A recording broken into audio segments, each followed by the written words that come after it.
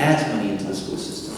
See, when a child leaves the school system today, all the dollars, all $12,000 go with that child to a different school system, to a private school, to a homeschool, wherever it goes.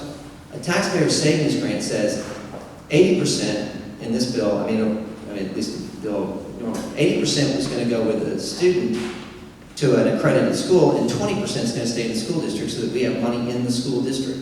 So it's actually a cash infusion for school districts. Now, I would be one that says if that cash infusion came back in, it better be dedicated to teachers. If it's simply one that goes to M&O, maintenance and operation, administration, I would not be in favor. We need to get back to funding our educators. And I think that the school choice that's put forth, is a great way of doing that. So I would say yes, I'm in favor of taxpayer savings grants. This is more effective. Okay. So we're ready to work. So I'm back on question 6 now. All right. Question 6, Brent, what are you answering for? Of course. Have you Still use this. Have you accepted financial support from the National Education Association? No. In the National Education Association is the entity that is pushing Common Core and C-Scope. These are two of the worst programs, in my opinion, to ever be pushed from the federal government into our school system. Common Core and C-Scope, one is an actual curriculum, the other one is a teaching standard. And we have the Texas TEKS, of course. We do not need to be using these federal standards. They're very liberal, they're very poorly written, they're not designed, and as you know, those of us that think that best things are held local, we should be focusing local up, not top down. So the NEA is the TSTA, their affiliate is the Texas State Teachers Association. You go to the website, it's NEA/TSTA. John took $2,500 from these groups. That is a group, I've talked about earlier, that I would never take the money from.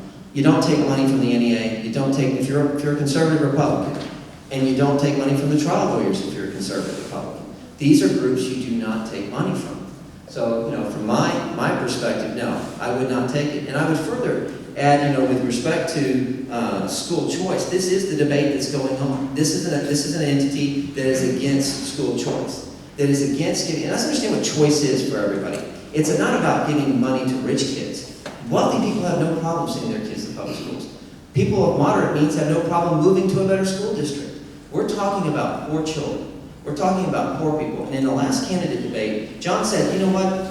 Quote, vouchers, or what we call tax savings grants, would be good for people in the city, but not for people in rural. So let me get this straight. Poor people in the city are fine to have them, but poor people in rural communities are not. I don't believe that. I believe we need to help out those less fortunate, that's both rural and urban.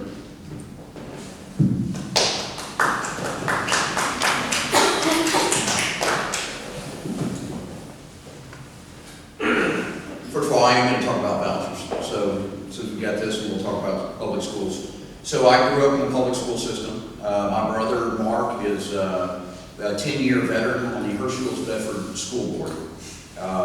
Rochelle reminded me that we have 8 current public school teachers between the two families. I believe very much so in the public school system. So much that people realize in our community, asked me to be one of 5 to originally start the Education Foundation at Lockhart ISD. Now, Rochelle and I do not have children, but people realize that I am an effective leader and that I care about our community, I care about this rural county. And so they put me on that Education Foundation.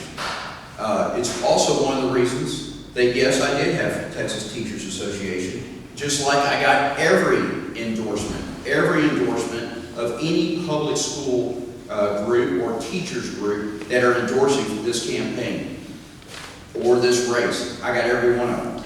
That's because they know I'm a champion for the schools. And I'm proud of that because I represent or could represent or will represent District 17, which has rural districts, school districts. Our school districts are the lifeline of these communities. And if we take vouchers, if we do the vouchers, that takes millions of dollars away from rural schools. You look at Prairie League, you look even at the medium-sized school districts that are throughout these communities. I have met with nearly every superintendent nearly every superintendent, all the way from Lee County, all the way down to Karnes, and talk to them about this. This scares them to death because they know that it's going to take the needed funding that they need for the schools. They've already been reduced in 2011. Money has already been taken away from them.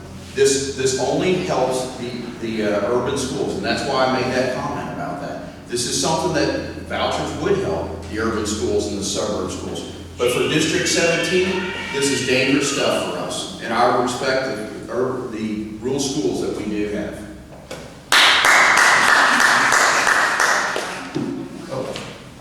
Okay, so while we're on funding, we're going to do one more on funding. How much in funds have you accepted from developers from Hayes and/or Travis counties? For what reason did you accept this money? Okay, so this has been one of the things that my opponent has pushed down, maybe not necessarily directly from him. He says that if he sends it out through his campaign, it's not from him, but it is. And so he is pushing out there that I am what was the statement? Oh, that's right, owned by others. The only person that owns me is a lady in this room.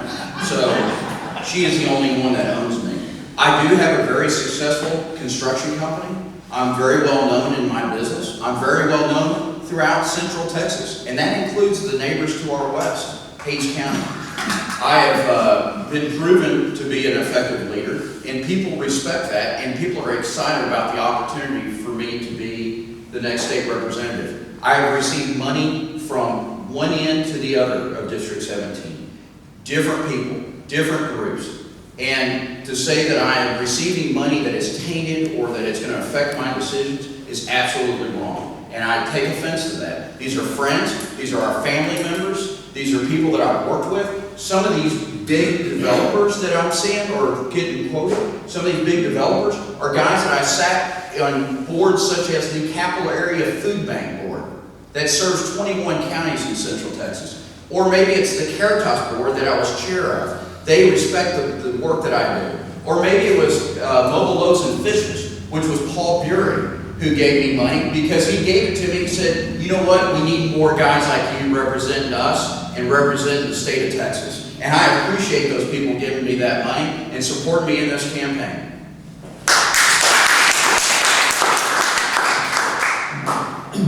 For the record, I've never written, said, or anything owns me. I've never said that. But I've always said, and by the way, the mailer that I did send out said strictly exactly what it is. John has taken a large amount of money from people outside of our district who work in an industry that is trying very hard to get water from Lee, Bastrop, and Caldwell counties from our aquifer. This isn't an ongoing battle.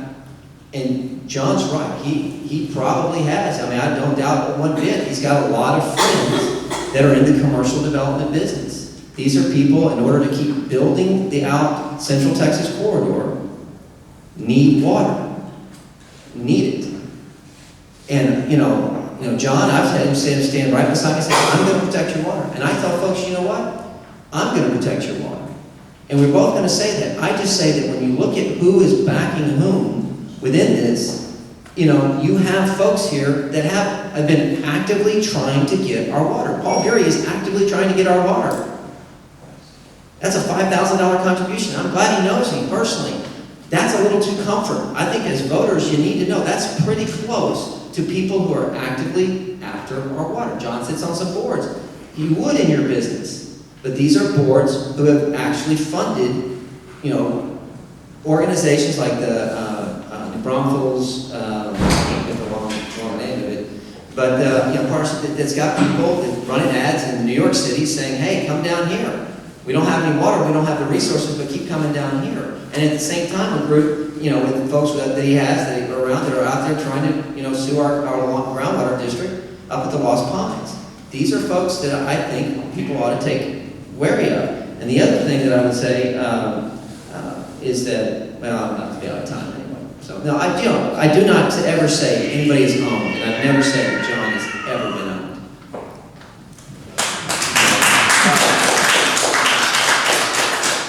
All right, thank you. Thank y'all for doing the timing, by the way. All this correctly if I didn't, come to correct me, but you have bad handwriting. What are the issues currently regarding regional transportation, and how would you propose dealing with the issues in the future?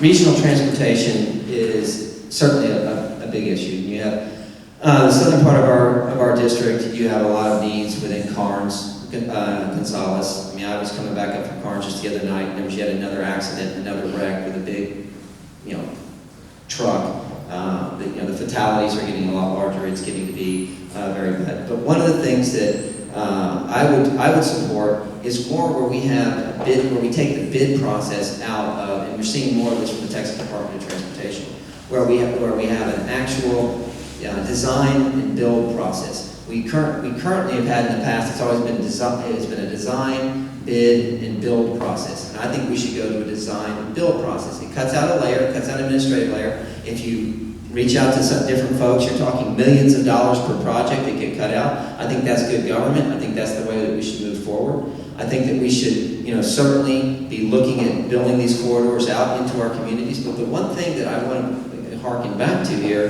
is that we sit in the counties that have higher effective tax rates and a lot of land that's tax exempt.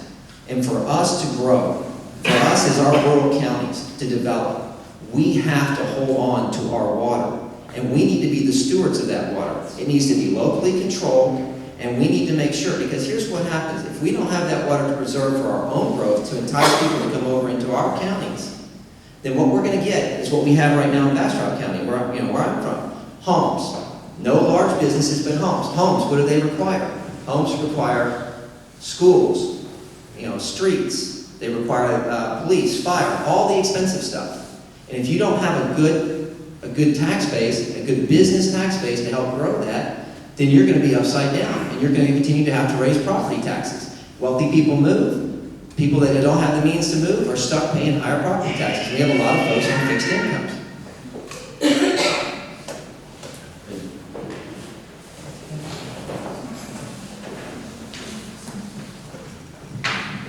All right, regional transportation is definitely one of my strengths. When I first entered the Commissioner's Board in Caldwell County, we were just being brought on to CAMPO, which is the organization's Capital Area Metropolitan Planning Organization.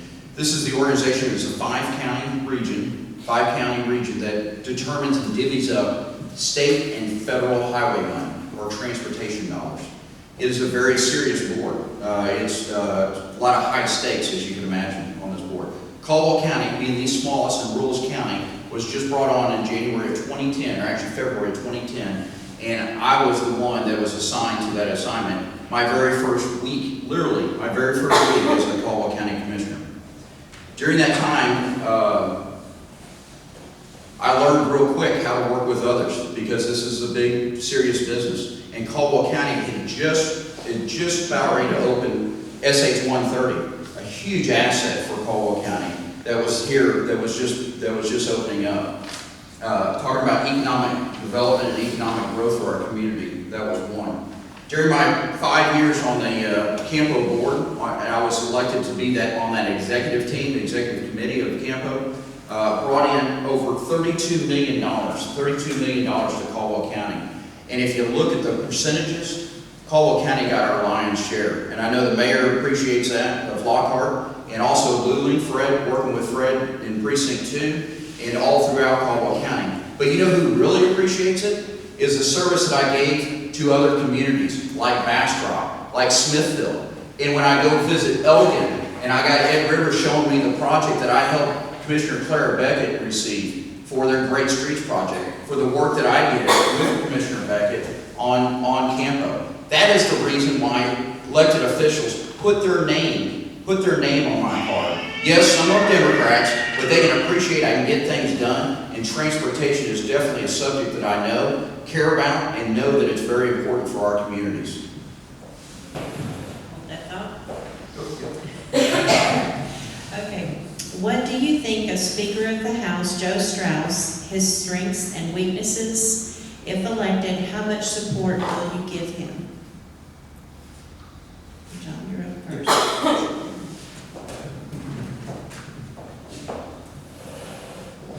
Well, Speaker Strauss was elected with an open record. In other words, an open vote. First time that's been done in 20 years, I've been told. And that vote was 129, 150 members. There were 3 that weren't there, I believe. It was like 129 to his opponent was like 19.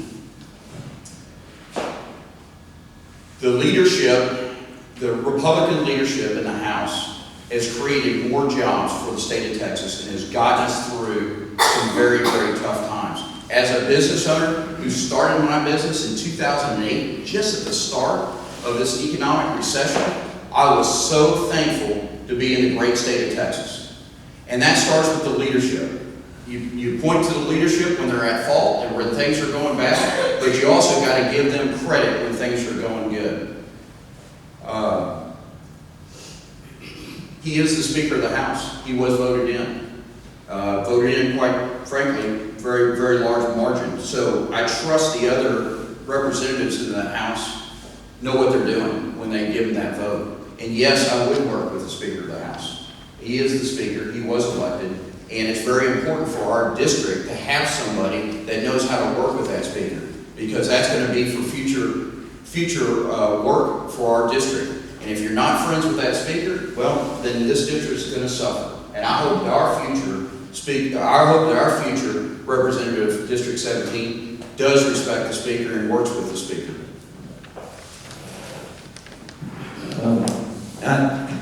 I've had the benefit of being around 4 speakers, but not Speaker Strauss, so I don't know Speaker Strauss at all. I have, there are definitely differences of opinion that Speaker Strauss and I would have with respect to, say, taxpayer savings grants, the thing we discussed earlier.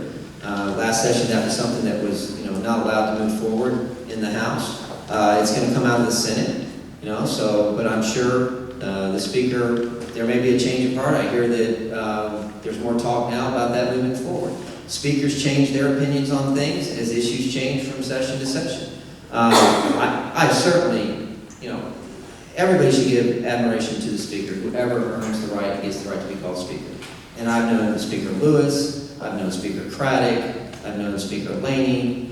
All of them, it's a very difficult position. It's not a position that you're going to be everybody's best friend. You can't be. You're not going to agree as Speaker nor as Lieutenant Governor with all of the people that you have, because that comes with the job of being Speaker or Lieutenant Governor. I certainly will work with the Speaker and the Speaker's team and work with them where I can. But principally, I'm going to push for things that I feel as though and vote for things that I feel that are conservative. So if we're going to move conservative measures forward, then certainly, if those are the things that we're moving forward in the Texas House, I'll vote for them. If there are things that we're not going to move forward, open carry. The Speaker does not care to move open carry forward, that's my understanding. He may well. I haven't talked to him. That may be just somebody else, some element within that he's unable to get to move that direction. So if that's the case and the Speaker's a pro-open carry guy, then we're all on the same team and he's being held up by something else. I don't know, and neither one of us know until we get in there and talk to all the members and deal with the politics that are inside the ropes. So, I will certainly work with Joe Strauss. I'm glad that he's got the position he has, and I understand it's a very difficult position, and I respect it.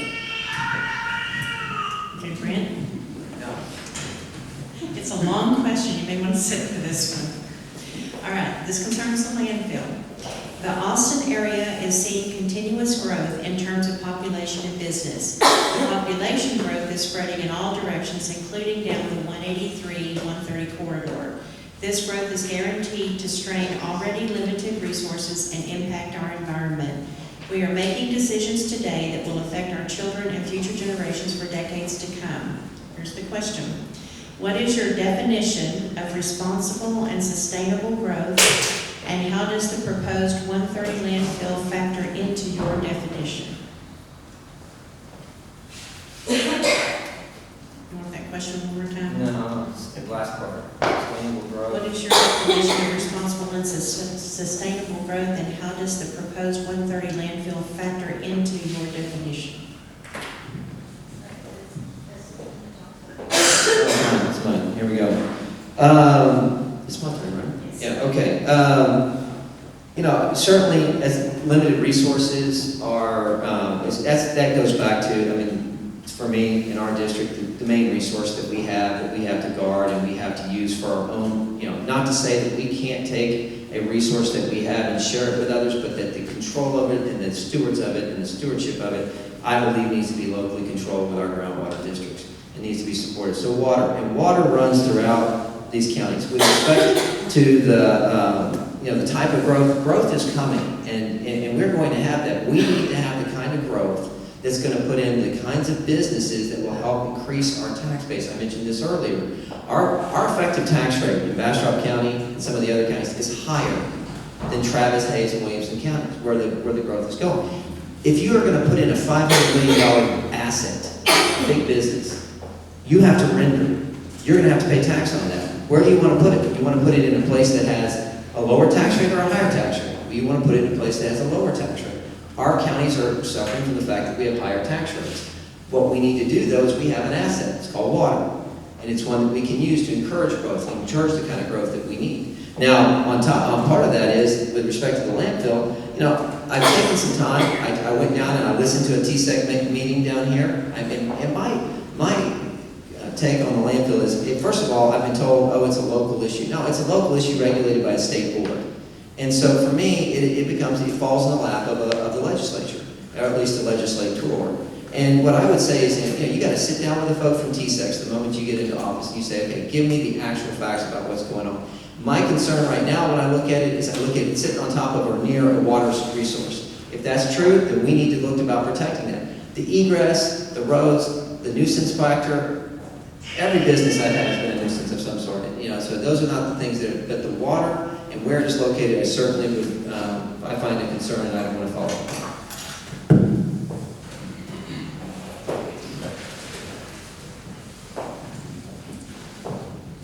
So definition of responsible growth.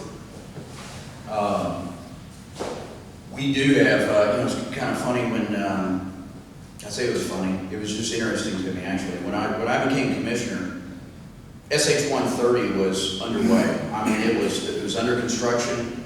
The right-of-ways were already taken. It was coming this way. I literally had people come to me in Commissioner's Court, and probably Fred did as well. Literally had people come to me in Commissioner's Court and say, "Stop the growth. Stop that highway." I'm like going, "You got to be kidding me. We're going to stop SH 130? It's already constructed or just about to be finished?" So I understand. People are passionate about this. I care about our future. I care about our children's children. I care about Caldwell County. I love Caldwell County. Rochelle and I plan on staying here the rest of our lives. We're building our house here. We're building that our family's going to be here. The last thing I want to do is ruin our environment. The last thing I want to do is screw up Caldwell County, or in this case, District 17.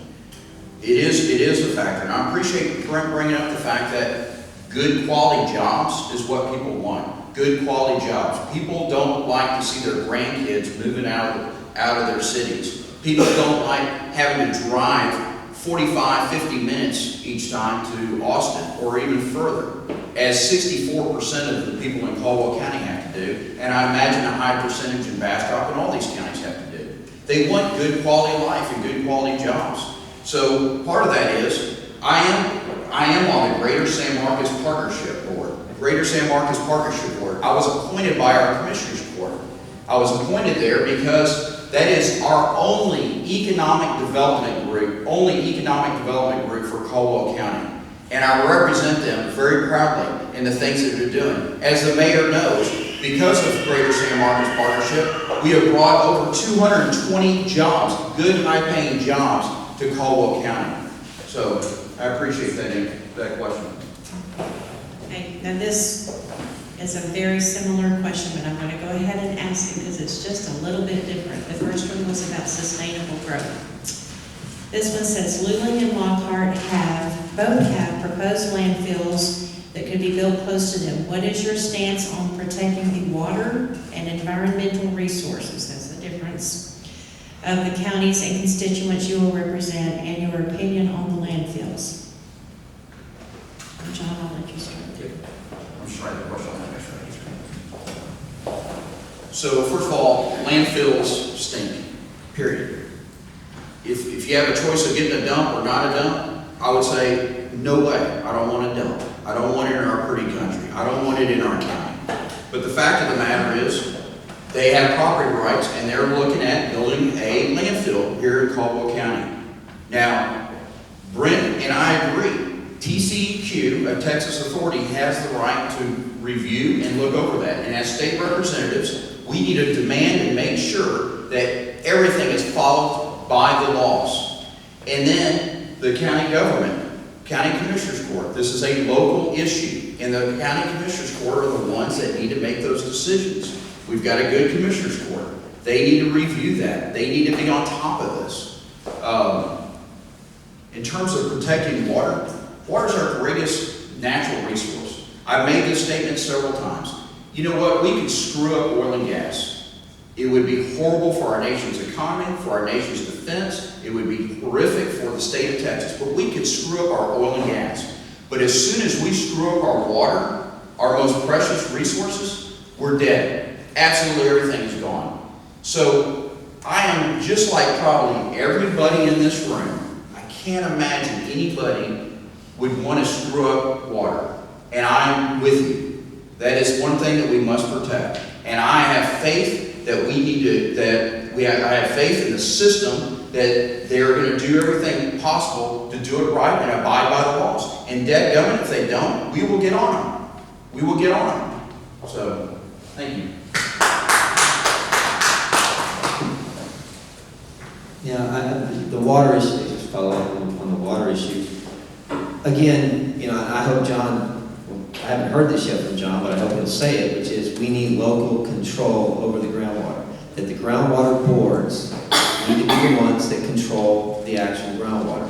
That we don't take that and place it into a regional type program or anything like that. That we are protecting the downstream water.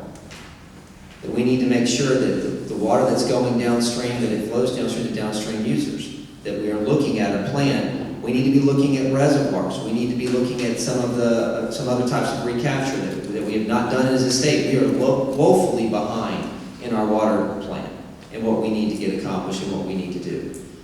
We need to also be conservation. San Antonio is doing a much better job of it. Austin, not at all. And there are things that are there that could be much better, and those are things that we need to be pushing our neighbors to do, and not looking at trying to truck millions of gallons from our counties that we need. And we need to be able to build an infrastructure too that allows us to regulate this in a way that all players, all people know exactly what we're doing with groundwater and water resources. In terms of the landfills themselves, landfills, if they are in any way endangering, and Bobby Gregory runs one of the best landfills in the state, TDS. He did it right.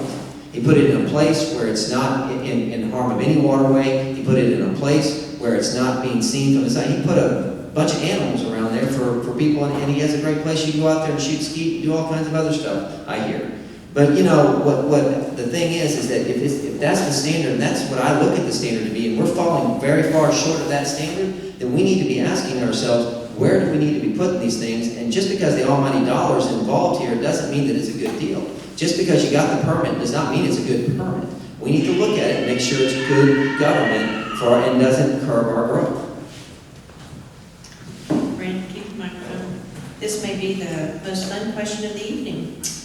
Brent, has your opponent misrepresented your record or your statements in any way? Could you clear that up for us? Actually, this is to both candidates first. Yeah, I'll just start with, the only thing I always do is, hearsay I don't listen to.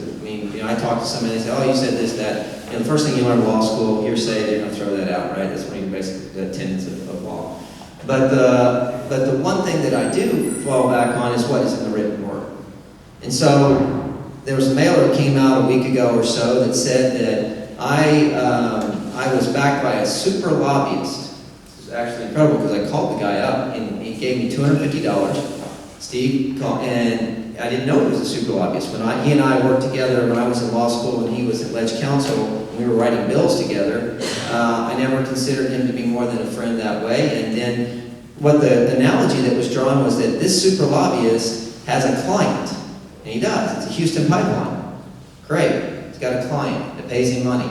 You know what this Houston pipeline does? It takes water from one part of Houston to the other part of Houston, and it has no ability to do anything else. It cannot buy water rights, it cannot do eminent domain, it can't do anything. It has nothing to do with our district whatsoever, nor are they doing anything nefarious over there. So then we take that analogy and we say, Brent must be against water. Oh, and by the way, he got $500 from